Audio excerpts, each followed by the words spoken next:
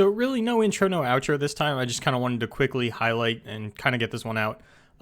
So this is Frostbite Midrange versus Lux Swain. This is sort of the other Demacia deck in the format, and given that I already covered how Frostbite Midrange beats Bannerman, I really thought it was important that I go over what it's going to look like if you have to navigate a matchup that isn't Bannerman while your opponent is running Demacia. I know it looks like I'm using a lot of Fight Night footage. It's just a lot easier to get footage in a 2-deck format because you don't have to worry about bans and things like that. So, Frostbite Midrange does get a lot of bans. It's, it kind of is what it is. There was another match in this tournament running the same matchup. It was Leozera versus Yangzera. That game ended on turn 6 in the Frostbite Midrange favor.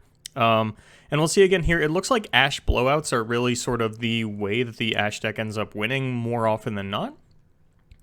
And Glop, doesn't have an amazing start. He doesn't get his Trapper on 3. He does open double Calling Strike, which is very, very good. There's nothing really that this deck does to stop Frostbite Culling Strike or just a Culling Strike onto a Swain other than specifically Unyielding Spirit.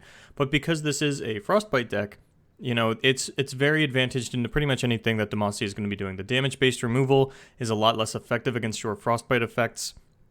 We can even see a Culling Strike thrown away here, and it doesn't really matter.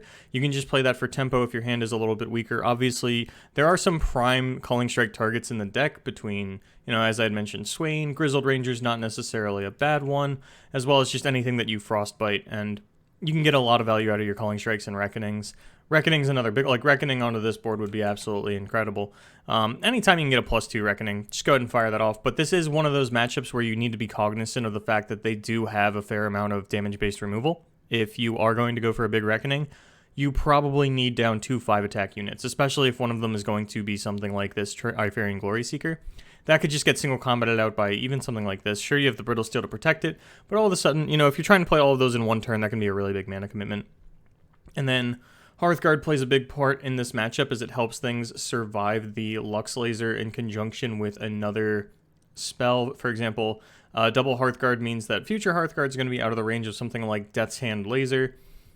Yeti's also going to be there, although they're not going to come up here. It takes Trifarian Assessor outside of a single Lux Laser range, so there's a lot of use to the Hearthguard. This is definitely a slower matchup. The Hearthguard comes in really big here, as well as just being able to effectively trade onto the Swain. Once your units hit 6 attack, then you can just block Swain. You don't even have to sort of throw another spell at him in the meantime.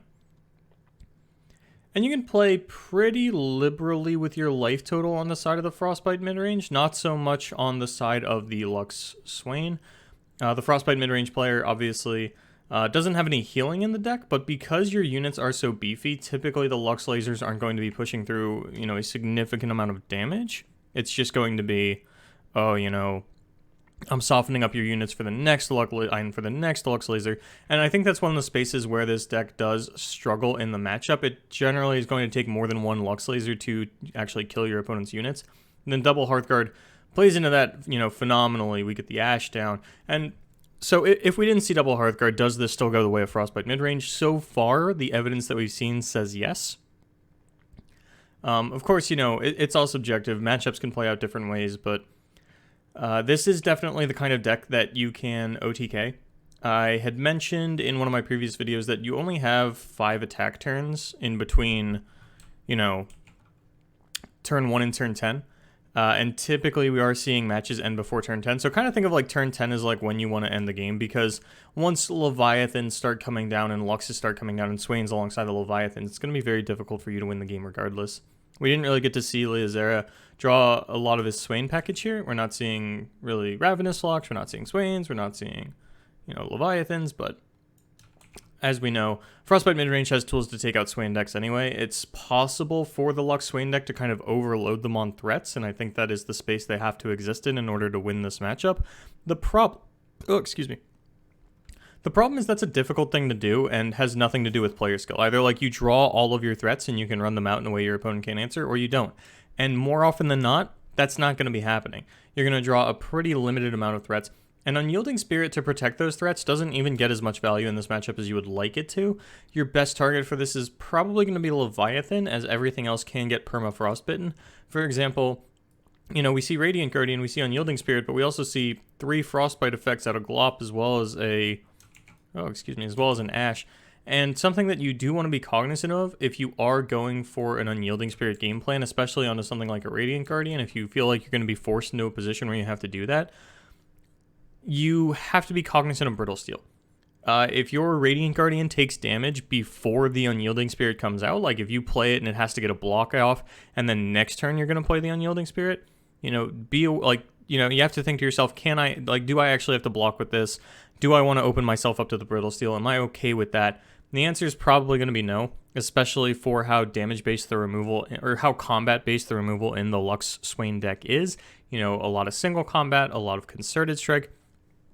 And the same general principles apply to the Thresh Lux deck as well. Ruination is a little bit more of a blowout into the Frostbite mid-range matchup, though they will be cognizant to play around it. But like, you're still concerted strike and single combat focus. Yes, you have Vengeance, but there's not a lot of like phenomenal Vengeance targets in the Frostbite mid-range deck. Just based on mana efficiency, it almost never feels great to play Vengeance into this deck.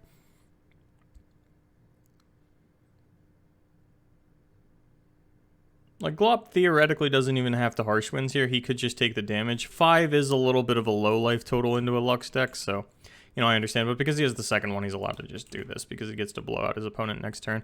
And we've seen these games end very abruptly. So far, every Lux Swain versus Frostbite midrange deck that I've actually been able to see, both of them in this tournament as well as the other ones that I've cast, has just been like an OTK with Ashe and, you know, freezing your entire board. And there's nothing that this deck can do about that, and that's why it's such a powerful tool against it, and that's why the Frostbite midrange deck does feel a little bit favored. I'm curious to see how the matchup plays out if you don't draw any copies of Ashe, but it's kind of like a big ask, right? Like, oh, well, what if the Frostbite midrange deck doesn't draw Ashe? And it's like, okay, well, what if the Lux deck doesn't draw Lux? Like, your deck performs a little bit worse. But even just looking at the tools that Leozera has available to him, like, obviously, the Mage Seeker spells mean very little. He's starting to even clunk up on the Leviathans that he's unable to get down because of how the game is progressing. You can have some big swing turns with 4 Demacia.